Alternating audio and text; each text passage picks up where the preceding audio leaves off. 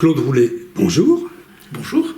Merci d'accorder aux followers du Facebook de la Grande Loge nationale française un entretien au sujet de la réédition aux éditions de l'Art Royal de l'ouvrage que vous avez traduit intitulé « Le livret de l'apprenti » de John S.M. Ward. Alors Claude, pour nos followers, pouvez-vous en quelques mots nous donner votre parcours à la fois maçonnique mais aussi profane pour mieux vous connaître ?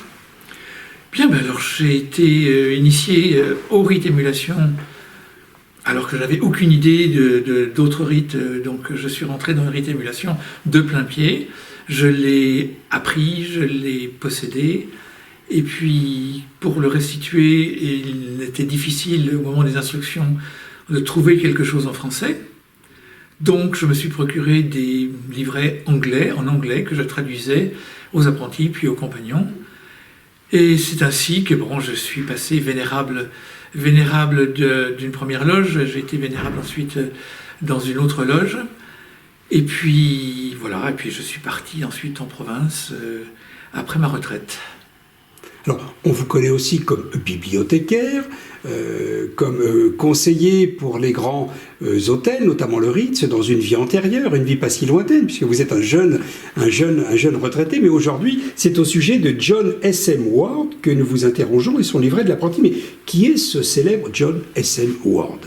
Alors, John Sebastian Marlowe Ward est un fils de pasteur anglais qui est né dans un pays d'Amérique du Sud, et qui est revenu très jeune à Londres et qui a été initié au cours de ses études et qui a été vraiment passionné par le rite émulation et surtout par ce qui n'était pas précisé dans le rite émulation.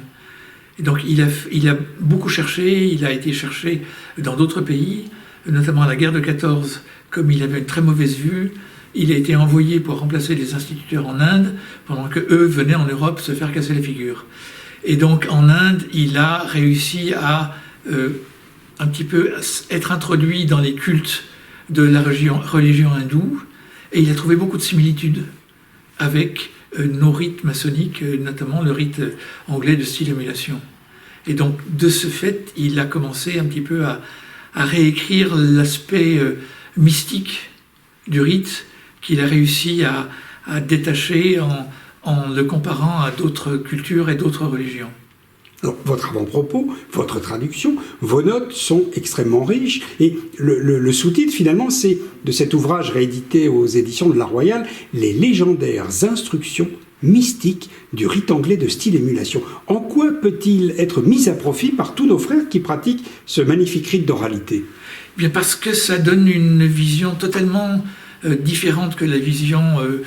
on pourrait dire un petit peu de psittaquisme, qui est la réputation d'émulation, mais on s'aperçoit que derrière un rituel totalement sobre et très intériorisé, qu'il y a beaucoup de choses que l'on ne peut pas forcément découvrir en lisant le rituel et en l'apprenant, mais qu'il y a derrière les mots et derrière les gestes des choses qui sont beaucoup plus effectivement mystiques, beaucoup plus sacrées, que ce qu'on pourrait croire en lisant le rituel banalement.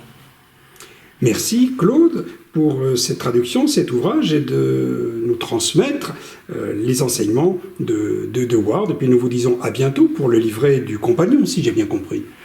Tout à fait, merci, à bientôt. Merci Claude, au revoir. Au revoir.